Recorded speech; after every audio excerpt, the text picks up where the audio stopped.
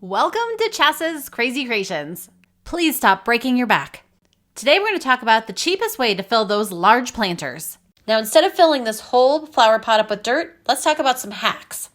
You could fill it partway up with some hay or straw. This would be great for drainage as well. Another option would be to fill the flower pot up with a bunch of pine cones. This also helps with drainage as well. Other options include sticks or branches from your yard. You can also use mulch or leaves. Again, these will decompose nicely, add nourishment to the plant, and be great for draining as well. You could also use old paper, phone books, magazines. These will decompose as well over time. If you're looking just to fill the space up, try some bricks or some rocks. Any of these steps will help reduce the amount of dirt that you need in your flower pot. You can also fill it with recyclable items like old liter bottles or perhaps some recyclable cans. You would just add the amount you need to fill it partway up. And I know what you're asking, what about those tall planters? One option might be pool noodles because you can adjust them to any size you need. The amount you'll need depends upon how big your flower pot is. Another option would be to use an old lampshade. Now you could find one at the thrift store, you would strip the fabric off, find one that fits your planter's size, flip it upside down, and place it into the planter.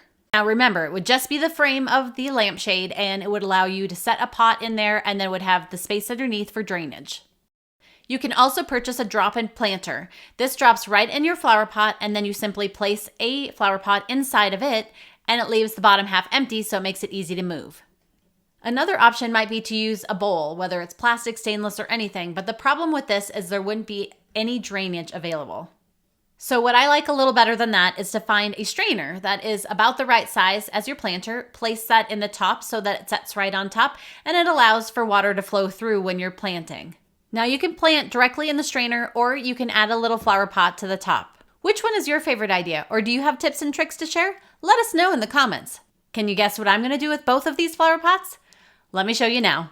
I'm going to start adding the pool noodles to the flower pot, and you can add them vertical or horizontal, however you want. And if you need to cut them smaller, you can do that too. But you basically play with them until you get kind of the shape you're looking for. Now, once I have all the pool noodles in place, I could stop there, but I'm going to go one step further. I'm going to place a pizza pan on top of the pool noodles, and then I'm going to add some dirt on top of that. Now, water will still be able to drain around the outside edges of the pizza pan down through the flower pot. I purchased some flowers in a flower pot. Now, if you want another loophole, you can just place that flower pot into the other flower pot, and then you need a lot less dirt.